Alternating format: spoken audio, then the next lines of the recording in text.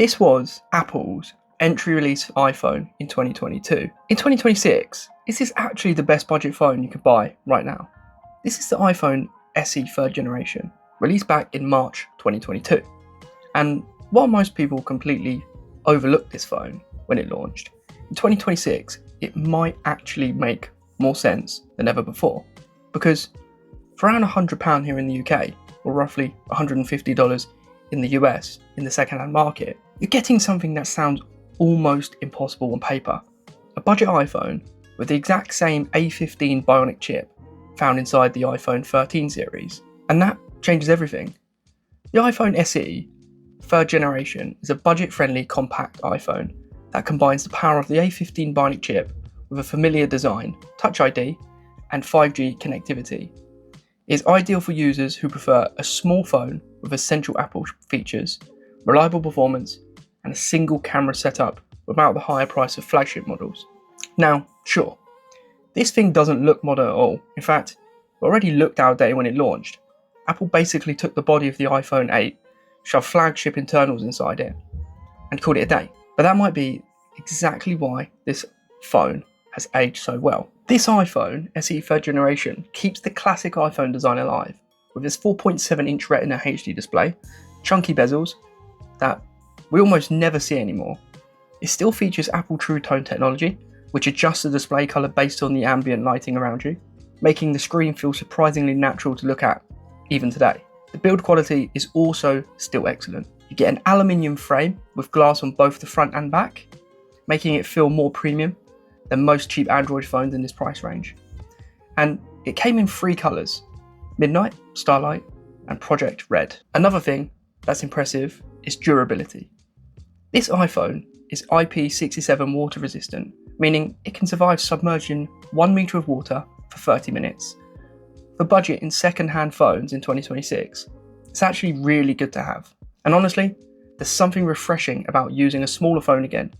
Modern smartphones are absolutely massive now, but the SE is tiny by comparison. It fits easily in your pocket, you can use it one-handed without dislocating your thumb, and it's lightweight enough that you almost forget it's there. But the real reason this phone still matters in 2026 is performance. The A15 Bionic chip inside is the thing honestly ridiculous for the money. This is still genuinely powerful, featuring a 6-core CPU, a 4-core GPU, and a 16-core neutral engine. Apps open instantly, multitasking is smooth, gaming performance is still excellent, and day-to-day use genuinely feels fast. The crazy thing about this phone, even though it's technically the budget iPhone, it performs better than a lot of the newer, cheaper Android phones today. And unlike older budget phones that become slow after a couple of years, the SE still has years left in it. It's still fully supported by Apple's latest software updates in 2026, and based on Apple's history with long-term support, this phone will probably continue to get major updates far into 2027 or even 2028. And even after that, Apple usually continues pushing security updates for even longer. That means if you buy one now, you're not buying outdated, unsupported tech. You're buying something that still has a future. The iPhone SE 3rd generation also supports 5G connectivity, which means faster downloads, smoother streaming, and better network performance overall. Again, for a phone you can find secondhand on these prices, that's kind of insane. Now, let's talk cameras. On the back, you've got a single 12 megapixel wide camera with an f1.8 aperture, and despite only having one camera lens, Apple's image processing still does a fantastic job. You get features like Smart HDR4, Deep Fusion, Portrait Mode, and even 4K video recording at 24, 30, and 60 frames per second. Okay, the level of detailing isn't going to be as great as some of the flagship phones, but that is kind of impressive out of a budget phone. And honestly, for social media, YouTube clips, quick photos, or everyday use, it still looks great. The front-facing camera is a 7 megapixel sensor with portrait mode and depth control support for selfies and FaceTime calls. Again, not groundbreaking for 2026 standards, but absolutely usable. Another thing some people still prefer is Touch ID instead of Face ID. The SE keeps the classic home button with fingerprint authentication.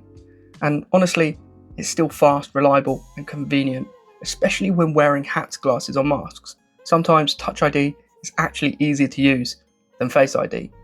Me personally, I have the Samsung Z Fold 5, which has both Face ID and Fingerprint ID.